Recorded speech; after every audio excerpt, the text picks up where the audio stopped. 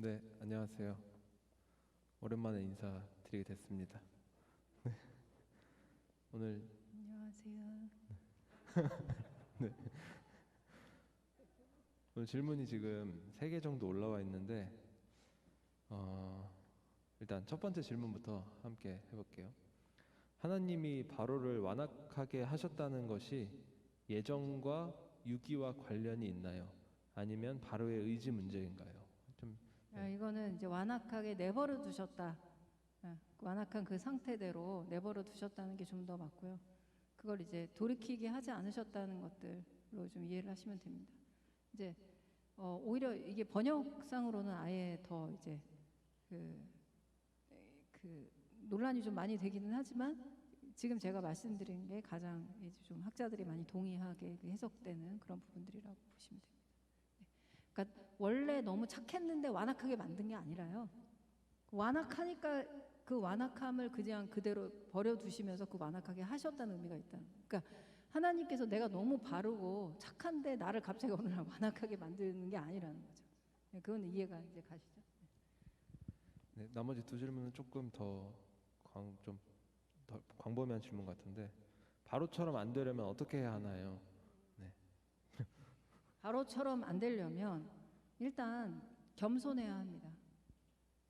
그래서 사실 우리가 어린아이와 같이 돼야 이제 하나님 나라에 들어간다 얘기하는데 어린아이가 갖고 있는 특징들 몇 개가 있죠. 순수하고 죄가 없고 이런 건 아니에요. 어린아이들 다 죄가 있습니다. 하지만 어린아이들은 배울 준비가 돼 있고요. 그 생각을 바꿀 준비가 다 돼 있는 자들이죠. 그렇죠? 근데 바로 같은 경우는 부자가 그 바늘길을 통과하는 것이 낙타가 성공이 들어온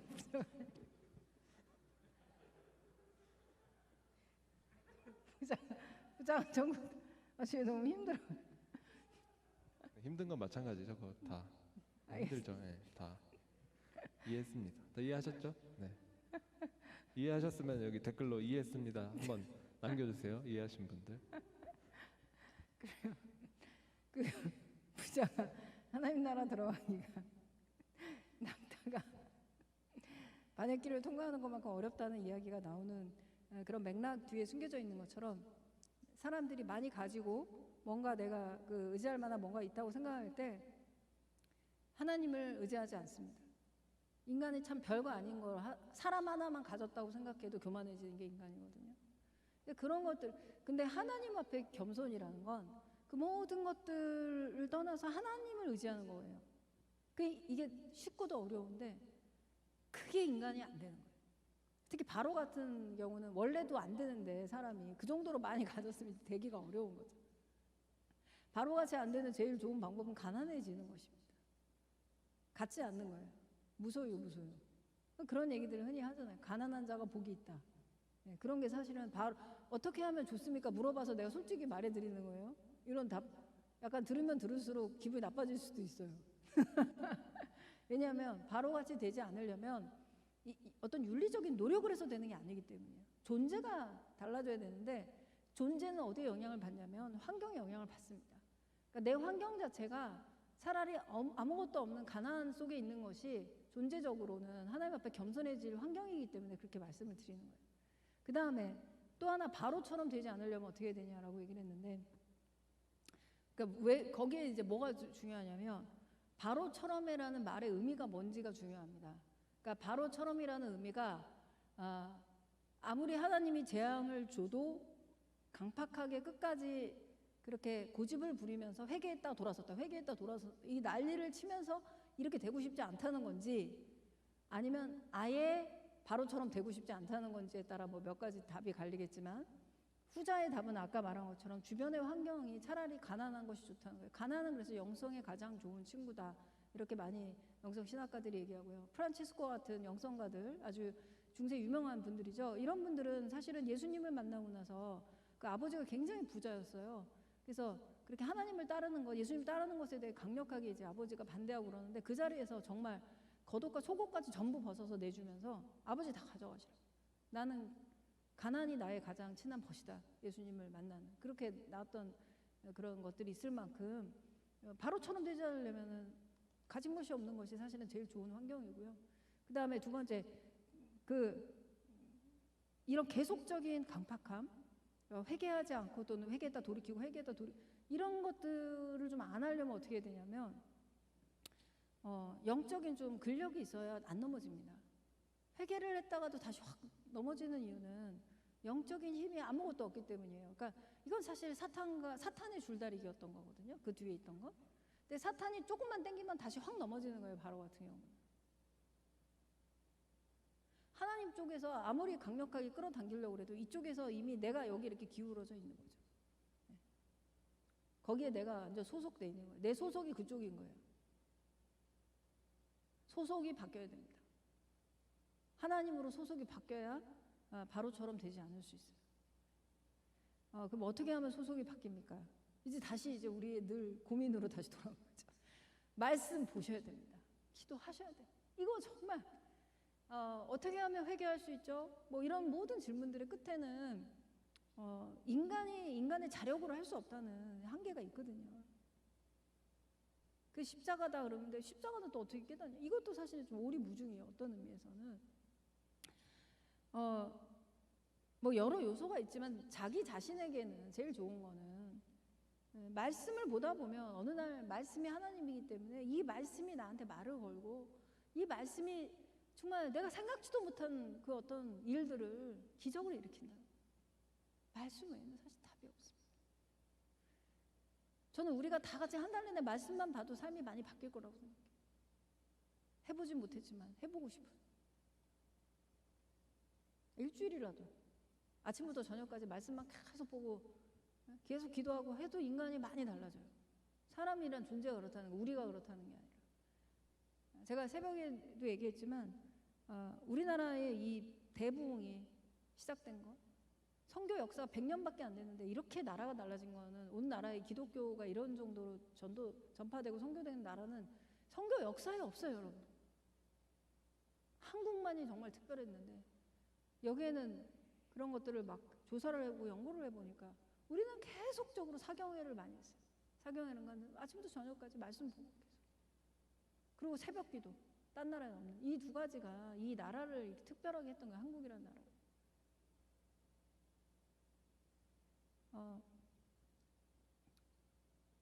그래서 바로처럼 되지 않는 이 질문은 되게 중요한 질문이고요. 계속해서 스스로에게 하셔야 되는 질문입니다. 경건 생활을 하고 있는 분들도 계속해서 하셔야 돼요. 내가 바로처럼 되지 않으려면 어떻게 해야 되지? 왜냐하면 이 바로의 모습이 우리랑 정말 너무 똑같아요. 하나님 앞에. 저는 이걸 보면서 바로가 불쌍한 게 아니라 하나님이 너무 하나님이 제가 마음이 아프다는 생각을 많이 했어요. 바로는 뭐가 불쌍해? 자기 마음 가고 싶은 대로 간 건데. 하나님은 바로가 거짓말로 사과하고 회피하면서 사과해도 끝까지 거기서 멈추고 다시 또 기다리고 멈추고 또 기다리고 우리에게 인내가 무엇인지를 보여주고 계시는 이 과정. 예, 여기까지. 네, 그래서 바로처럼 안 되려면 내일부터 좀 새벽 기도를 아마 팀장님들한테 다 뿌리죠 이제. 네, 전인원한테 뿌리니까 매일 아침에 말씀 듣고 기도하시면. 네. 썸머 브릿지 맞나요? 썸머 뭐 앞 광고, 썸머 브릿지 새벽 기도의 앞 광고. 돈은 안 받았는데요. 네, 내일부터 네, 같이 하시면 좋을 것 같습니다. 네, 마지막 네. 그렇지만 또 이게 내가 너무 새벽이 어려운 분들은 이게 좀 또 나중에 하셔도 돼요. 그러니까 내가 왜 이렇게 걱정을 하냐면 이게 뭔가 진짜 준비가 안 된 상태에서 했다가 이게 좀 오히려 못 하실까봐 제가 그게 걱정이 돼서. 그러니까 본인이 본인의 상태를 잘 들여다보고 누구와 좀 의논을 하셨으면 좋겠어요. 이런 걸 영적인 뭔가 이런 걸 시작을 할 때는. 왜냐하면 너무 연약할 경우에는 사탄이 확 쓰러뜨리기가 너무 좋기 때문에 좀 누군가의 도움이 필요해요. 처음에 이런 영적인 어떤 훈련이나 이런 것들을 시작할 때는 그래서 반드시 뭐 팀장이나 누가 상의를 해보고 도움을 요청하고 자기 사정도 충분히 고려하고 그러면서 여러분이 시작하시면 좋을 것 같습니다. 공동체의 도움을 받으세요, 여러분. 네, 마지막 질문은 약간 학교 선생님들한테 하는 약간 그런 뭐 선생님 첫사랑 얘기해 주세요 약간 그런 느낌인데 목사님이 나의 하나님이라고 처음 고백드렸던 순간이 언제인지 듣고 싶습니다. 네. 나의 하나님. 저 고3 때 고3 때였는데요. 고3 때 저는 교회를 2년 동안 다녔는데 이거 지금 녹화되나요? 네, 유튜브로 나가고. 아, 등간 그렇습니다. 근데 교회를 아무리 저희 부모님이 이제 못 다니게 하셔서 주일날 예배도 잘 못 가고 이제 수요예배 가면 된다 그래서 이제 수요예배 갔더니 교회 선생님들도 안 계시고 슬프게 진짜 교회를 다녔어요. 그래서 스스로 주일날은 혼자 그냥 예배를 드렸어요. 그러니까 제가 피아노 칠 줄 아니까 피아노 치면서 찬송가 부르고 말씀 한 구절 읽고 그래서 이렇게 해도 되나? 그래서 이게 과연 너무 궁금한 거예요. 근데 저는 하나님이 너무 궁금했어요. 그냥 너무 알고 싶은데 나는 아무리 성경책을 읽어도 모르겠는 거예요. 근데 제가 로마서로 그때 큐티를 했어요. 참 그러니까 그런 게 여러분 되게 중요한 게요. 나의 하나님 고백하기 전에 말씀을 되게 많이 읽었어요. 제가. 저는 책 읽는 걸 좋아하니까 책을 내가 열심히 읽으면 하나님을 알 거라고 생각해서 지금 생각하면은 뭐 그 이해도 안 가는, 당연히 너무 이해가 안 가는 거 로마서를 읽는데 뭔 얘기인지를 모르겠는 거야. 그래서 그랬어요. 나는 지력이 그래도 꽤 되는 사람인데 그 어려운 철학 책들도 다 읽고 있는데 이걸 왜 이해를 못할까? 그래서 이제 그걸 또 큐티를 하라고 뭐 내용을 적으라 그래서 지금 또 그것까지 다 적었어요. 그리고 계속 읽고 뭔가 예배를 열심히 드리면 된다 그래서 주일 예배도 못 가니까 또 집에서 혼자 드리고 또 대신 수요일 예배 오라 그래서 또 수요일 예배 가고 하여튼 시키는 건 다 했는데도 도대체 하나님이 누군지를 모르겠는 거예요. 진짜 오리무중이더라고요. 근데 어느 날 고3 때 어떤 청년부 언니 오빠들이 기도회를 하는데 거기에 우연히 꼈다가 그 기도회를 하는 도중에 갑자기 그냥 깨닫게 된 거예요. 내가 진짜 죄인이구나. 그리고 예수님이 나 때문에 돌아가셨고 근데 그게 진짜 믿어지는 거야. 갑자기 그 순간 어느 순간에 그냥 확 믿음이 내게 들어오는데 그걸 막을 수가 없는 거예요. 그 믿음의 그 순간을. 제가 그 자리에서 너무 통곡을 하고 다 왜 그러냐고 무슨 일 있냐고 그건 아니었어요. 근데 그리고 이런 의자에서 이렇게 동그랗게 앉아서 기도를 했는데 다 불 끄고 이제 기도하고 있었는데 양쪽에서 이제 다 동그랗게 손잡고 언니들이 같이 그러니까 언니들하고 기도 모임이었어요. 근데 거기서 이제 콧물이 눈물과 함께 콧물이 또 흐르잖아요. 그러니까 콧물이 막 이렇게 해서 결국은 땅바닥에 붙었어요. 근데 그 당시에 이 손을 놓으면 안 되는 줄 알았어요. 내가 기도 도중에 손을 놓으면 무슨 일이 다 같이 기도하는 이러면 안 되는 줄 알고 진짜 이 손을 놓고 너무 이렇게 닦고 싶은데 약간 그것도 안 되는 줄 알고 막 그 엉엉 울면서 내가 내 잘못을 회개하고 그래서 불을 켤 때 다 이제 기도가 끝나고 불을 딱 켜려는 순간에 제가 켜시면 안 된다. 그래서 어떻게 이거 빨리 닦아야 된다는 생각이 그렇죠. 약간 이렇게 지금 모션으로 앞에서 누가 이렇게 흉내를 내주고 있는데 정말 그렇게 수습하고 이제 하나님을 그때 나의 하나님이구나. 하나님 나를 위해 돌아가셨구나. 근데 그날에 오기까지 2년 동안 정말 성실하게 예배드리고 2년 동안 무슨 얘기인지도 모르는 말씀을 계속해서 열심히 읽었던 그 시간들이 차곡차곡 쌓여서 하나님이 어느 날 그런 은혜를 주셨던 것 같아요. 그리고 내가 너무 간절했거든요. 정말 너무 하나님이 알고 싶었어요. 나의 이 삶이 왜 이렇게 비참한가? 왜 인간의 삶은 왜 이렇게 비참하게 살다 죽어야 하는 것인가? 그 때문에 내 자신이 너무 괴로웠고 나는 꼭 내 창조라는 게 있다면 창조주가 있다면 알고 싶다고 생각해요. 이게 너무 간절한 내 마음을 하나님이 알고 그날 만나 주셨다고 생각을 합니다. 그래서 그때부터 나의 하나님이 되셨고요. 근데 이제 그러고 나니까 매일매일 제가 기도를 교회에 가서 2시간씩 하고 그랬어요. 고3인데. 그러니까 제가 그 기도 자체가 그러니까 일단 너무 행복하고요. 이루 말할 수 없이 막 새벽에 그 당시에 이제 저희는 고3들은 막 5시 반에 일어나서 6시까지 학교를 갔어야 되는데 너무 옛날에는 막 너무 짜증나고 막 계속 그랬는데 하나님 만나고 나니까 너무 행복해서 아침에 자는 시간이 아까운 거예요. 이게 깨 있는 동안에 하나님 생각해야 되는데 내 자는 동안에 생각을 못 하니까 그게 너무 아깝고 공부를 하는 것도 너무 열심히 했어요. 나는 열심히 공부해서 하나님을 위해서 살아야지. 그래서 원래는 국문학과나 이런 과를 가려고 그러다가 전공도 바꿨어요. 아동복지학과를 가서 뭔가 사회에 도움이 되는 하나님 일을 해야겠다 이렇게 해서 전공도 다 바꾸고 그리고 이제 정말 이렇게 나의 하나님이 됐던 그런 기억이 있습니다. 여기에 약간 뒤에 약간 그런 보너스도 있어요. 내가 그렇게 2시간씩 기도했는데 막 갑자기 막 수학 성적이 막 올라가지고 점수가 갑자기 엄청 잘 나왔다. 그런 간증 그 스토리도 조금 약간 뒤에 보너스로 있긴 합니다. 근데 이제 짧게 설명을 해야 되니까. 근데 그 정도로 뭔가 이제 근데 제가 만났던 경험을 뒤로 보면 결국은 말씀과 기도였다라는 생각이 많이 들어요. 그리고 하나님이 그거를 진짜 그 말도 안 되는 기도와 말도 안 되는 예배를 받아주고 계셨다는 걸 그날 제가 느꼈어요. 남들은 다 몰랐거든요. 주일날 나 혼자 그렇게 예배하고 있는 걸.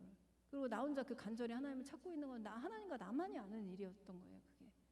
그냥 그리고 그 당시에 얼마나 기라성 같은 교회에 장로 아들 딸들, 뭐 목사님 아들 딸들, 막 정말 스포트라이트 받는 그 고등부에 이 수많은 분들이 있었는데 저는 정말 아무것도 아닌 막 쟤 누구야? 부모님이 믿지 않는데 교회 겨우겨우 가끔 나오는 쟤 누구 알아? 막 이런 그런 사람이었어요. 저는 저 혼자만 간절했고 근데 아무도 돌아보지 않던 저를 하나님께서 이제 불러주신 거죠. 고등학교 3학년 때. 그래서 여러분들이 그런 정말 알고 싶으시면 하나님 그 간절한 그 기도를 주님이 듣고 계시다는 걸 근데 간절해야 됩니다.